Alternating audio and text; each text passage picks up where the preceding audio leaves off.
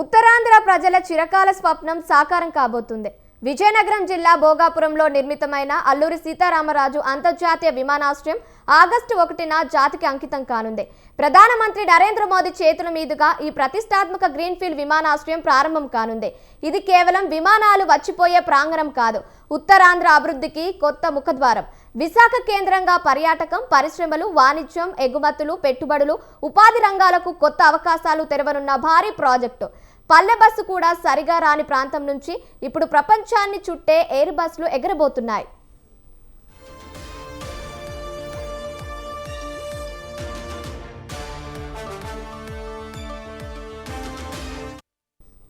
సుమారు 4700 కోట్లకు పైగా పెట్టుబడితో 2700 ఎకరాల విస్తీర్ణంలో విమానాశ్రయం రూపుదిద్దుకుంది.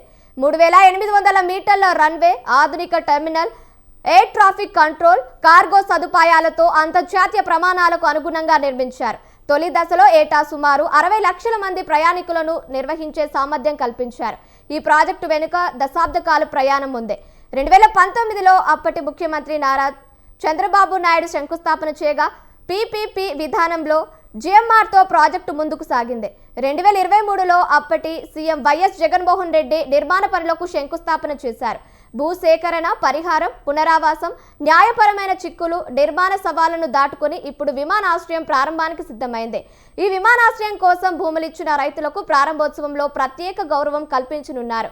తొలి విమాన ప్రయాణంలో రైతులకు అవకాశం కల్పించే కార్యక్రమం వారి త్యాగానికి గుర్తింపుగా నిలవనుంది.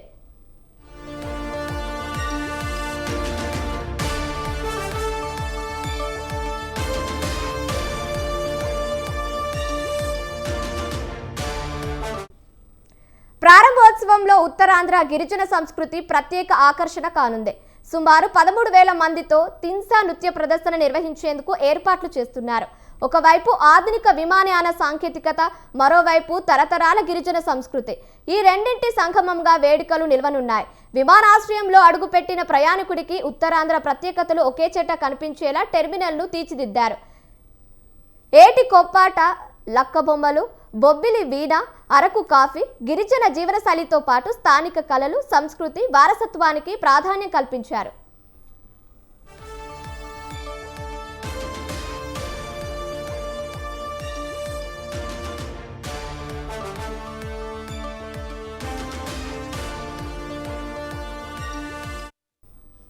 సింహాచలం, అరసవల్లి, శ్రీకూర్మం, ముఖలింగం వంటి ప్రముఖ పుణ్యక్షేత్రాల ఆధ్యాత్మిక వైభవాన్ని ప్రతిబింబించే అంశాలకు చోటు కల్పించారు.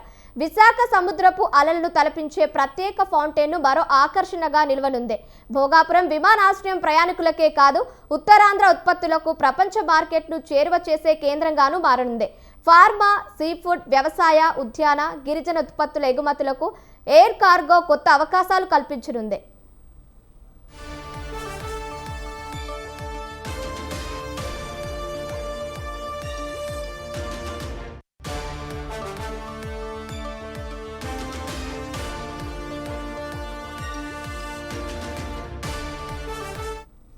విశాఖ బీచ్లు, అరకు, బొర్రా గుహలు, లంబసింగి, సింహాచలం, అరసవల్లి వంటి పర్యాటక ఆధ్యాత్మిక ప్రాంతాలకు దేశ విదేశీ పర్యాటకుల రాక పెరిగే అవకాశం ఉంది. హోటళ్లు, టూరిజం, లాజిస్టిక్స్, వాణిజ్య రంగాలతో పాటు యువతకు ప్రత్యక్ష, పరోక్ష ఉపాధి అవకాశాలు పెరగనున్నాయి. ఆగస్టు 1 ప్రారంభోత్సవాన్ని పురస్కరించుకొని ఉత్తరాంధ్ర కళలకు రెక్కలు పేరుతో ప్రత్యేక కార్యక్రమాలు నిర్వహిస్తున్నారు.